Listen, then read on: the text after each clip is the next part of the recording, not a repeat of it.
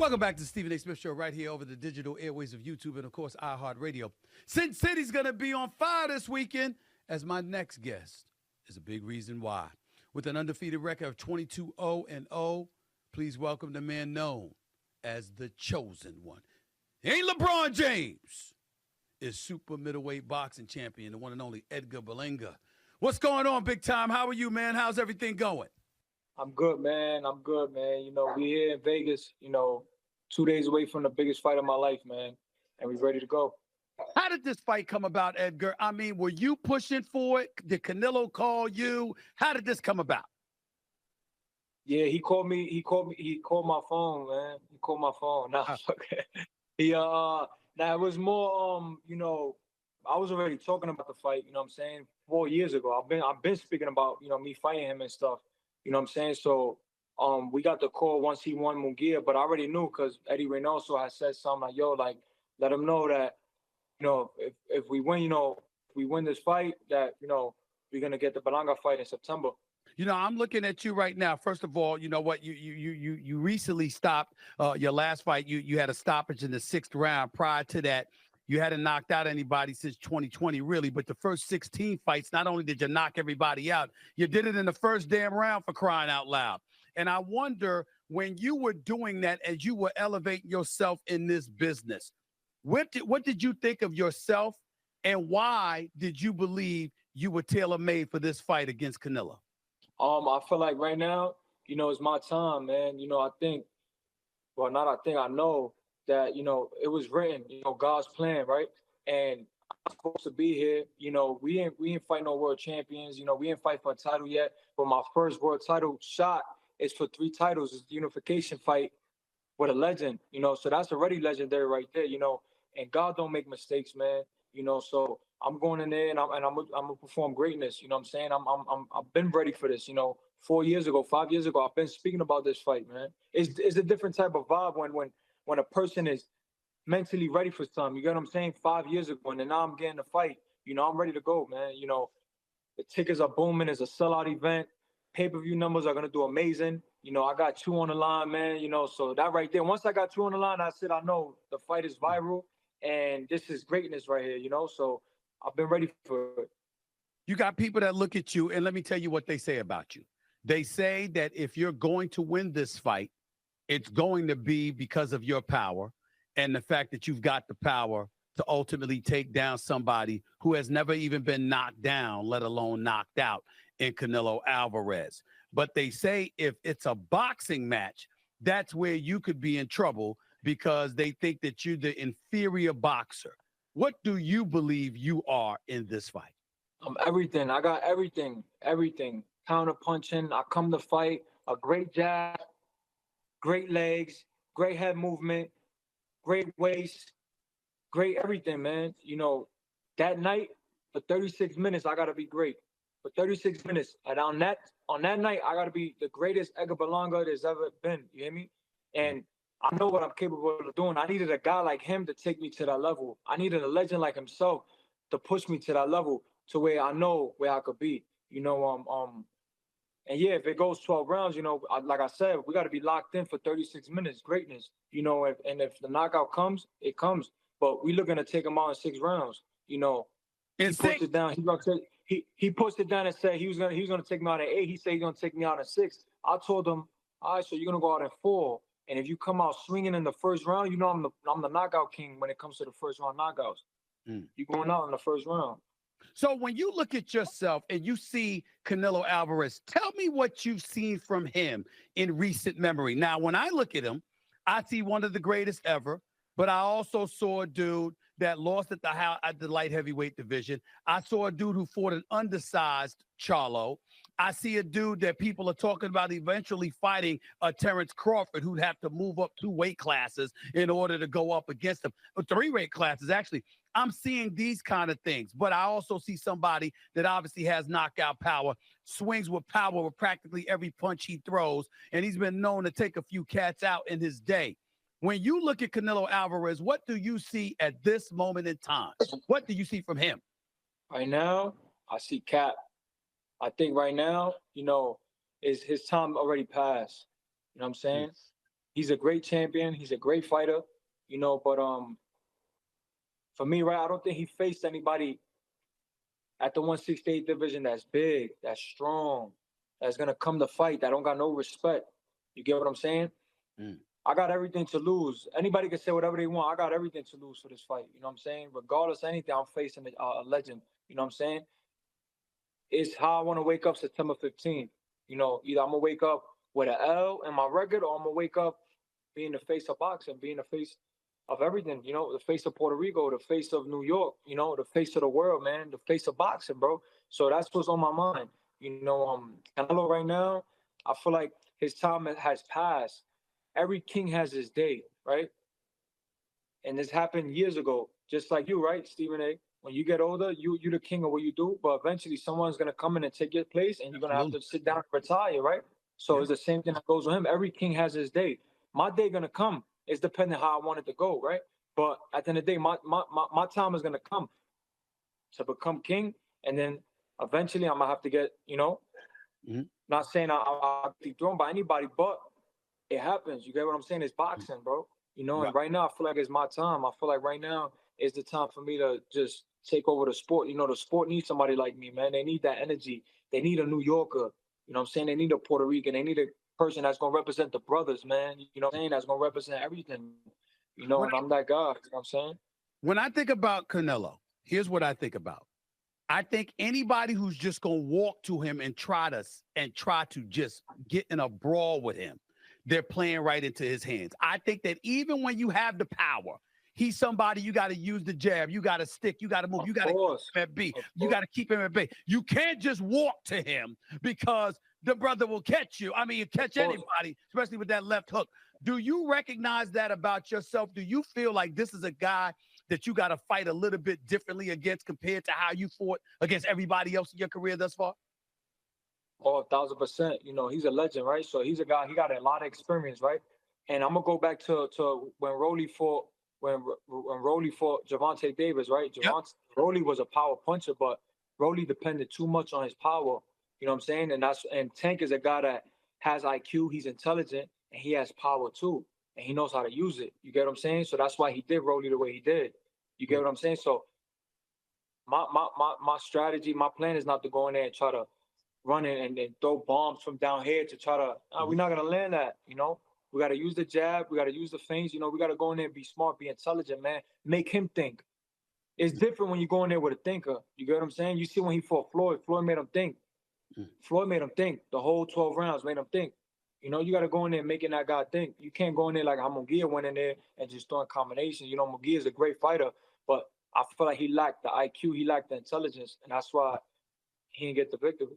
You know, I look at you, and you know, and I saw y'all with y'all press conference. Y'all was talking some smack to each other, and Canelo was like, I'm gonna hurt this brother real bad. I'm gonna hurt him real bad." That's the prediction that he's been telling all of us. He's been telling the world about what he's going to do to you Saturday night. Is there any history between you two that most of us may not know about, but we need to know about? Nah, but what I do know is that he sees something, right? You know what he sees? He sees a young kid, right? A young kid, strong, pretty, you know, got a lot of great stuff going for myself. You know, I'm a guy, right? And I said this before, and I don't mean like meaning like I want what he has. Like, you know, I don't like that when somebody says they want what I got, right? But I didn't mean it like meaning I want what he everything here I want. No. Meaning like whatever he got, I could get. You get what I'm saying? I could fight my ass off. I could sell tickets.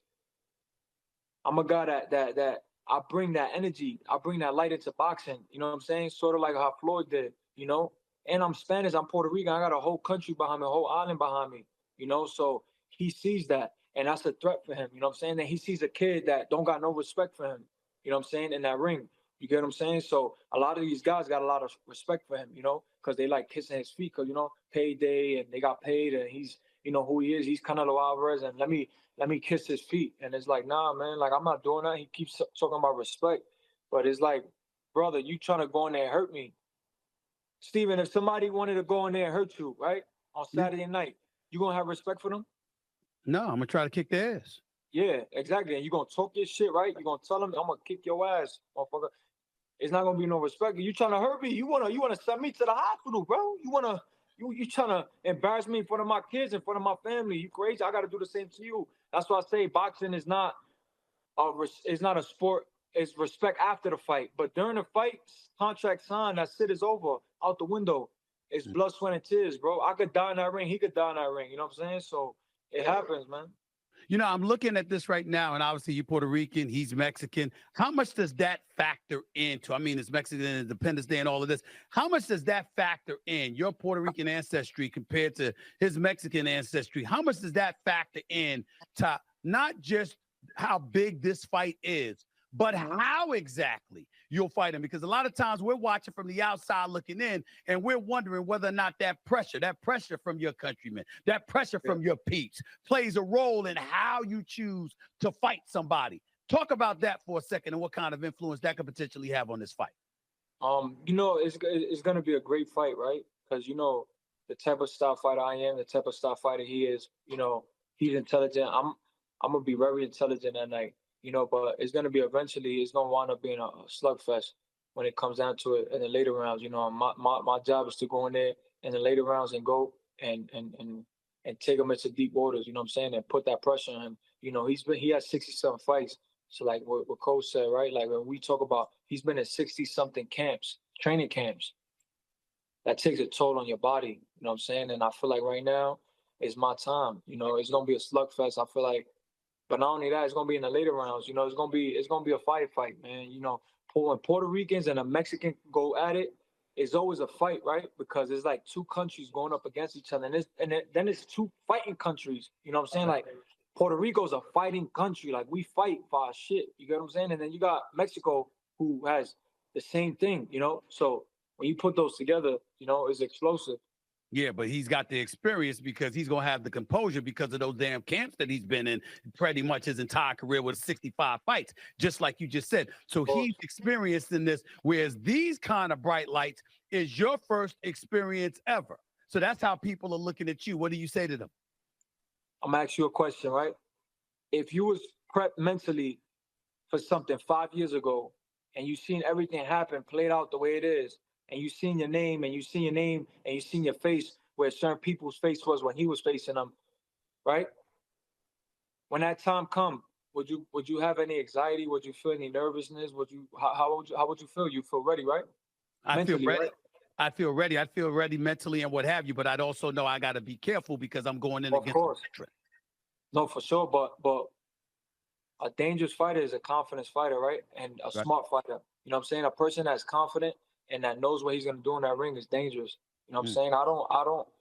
I can't look at him like, oh my God, like that's Canelo, he's a legend.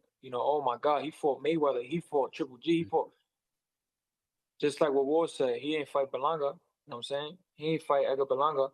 So it's my time, man. I feel like right now this is my time to make history. Go in there and perform greatness and do what I do best. You're fighting him at 168, your super middleweight. There's a person that's been there, even though they recently moved up to light heavyweight because Canelo wouldn't fight him. That guy's name is David Bennovitz. A lot of times when people looked at Canelo, they thought that was the guy that should be in the ring with him. Canelo hasn't embraced that smoke yet, but he's willing to embrace you.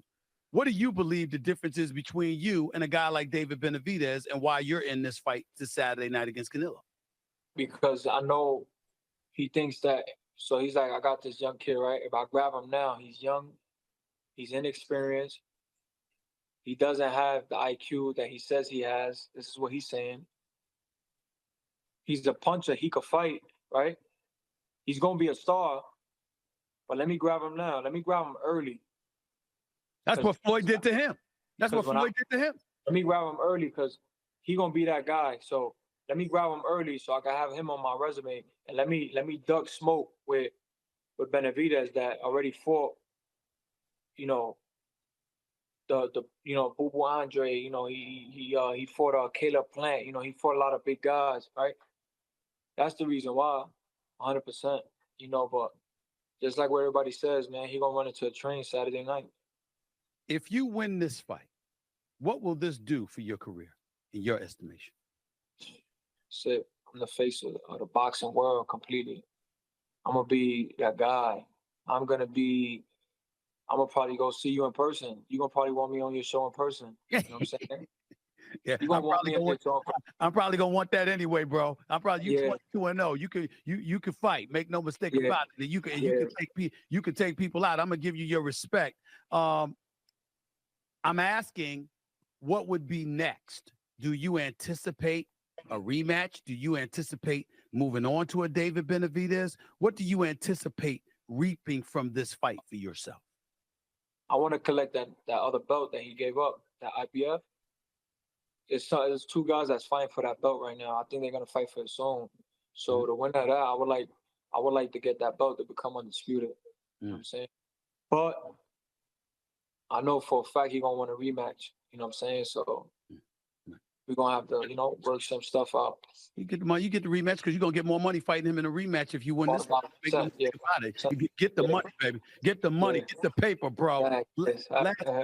Last question to you. You say you're gonna win. I assume you're predicting the knockout. What round is it gonna happen in? 6. You taking them out in 6 rounds? 6 rounds.